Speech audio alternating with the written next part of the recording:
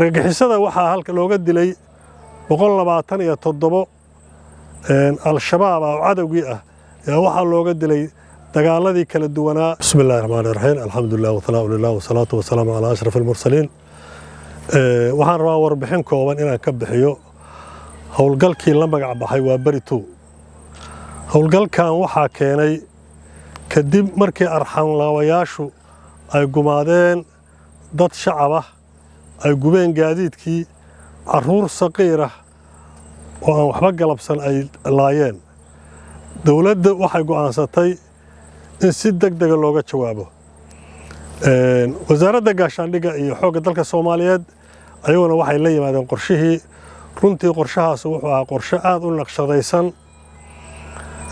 waxaanu go'aansanay awoodda xoogga dalka Soomaaliyeed in aanu dul dhigno nimankan arxanlaawayaasha ah. ilaahay waa nagu guuleeyey. howlgalku wuxuu ka socday 2 meelood, Hiiraan iyo Galmudug. Galmudug oo isugu jirta Qurceel weji ka baxay iyo weji Dhuusamareeb ka baxay iyo weji Baxdo ka baxay. Hiiraanna wuxuu ahaa 4 weji oo kala duwan oo runtii leh yoolal ay ku kulmayaan. maanta waa taariikhdu tahay 20 bisha. waxaan cadaynaynaa inaan soo afjarnay argagixisadii ku dhuumaaleysanaysay Hiiraan. midii Galgaduudna ay hawsheedii noo socoto.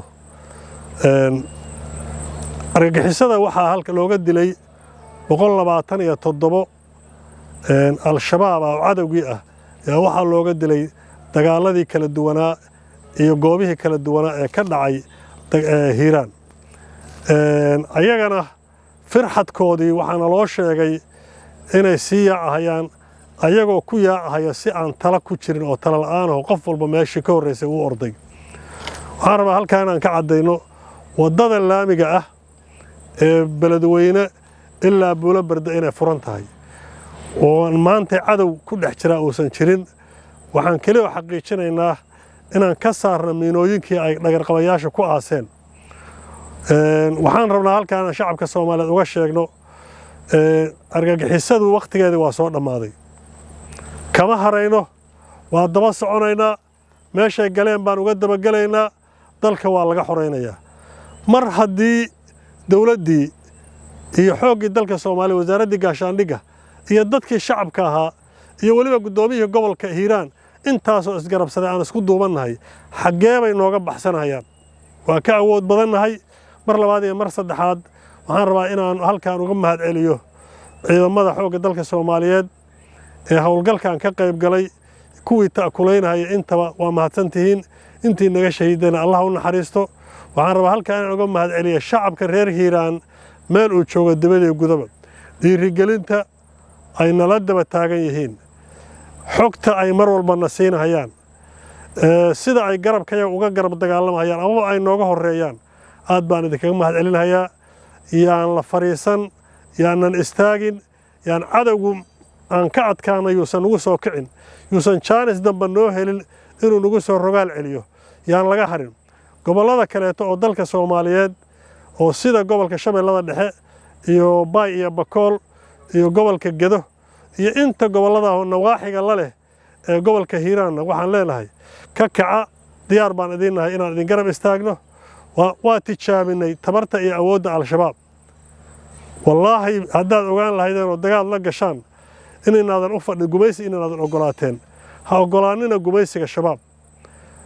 nin shakhsi ah oo wiil yar ah oo qaawan oo aan awood lahayn oo calan madow wata inuu inta ku dul yimaado wax walba oo asagu uu rabo uu kaa qaato adna aad u ogolaatid waa daciifnimo.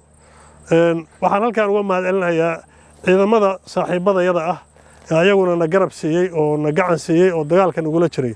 dagaalkan runtii wuxuu ahaa dagaal si aad loo qorsheeyey oo ciidamada saaxiibadayada ay ciidamada xoogga dalka Soomaaliyeed iyo ciidamada aan ugu yeernay xoreyntu intaba ayagoo isgarabsaday aan u samaysanay qorshe midaysan iyo target midaysan.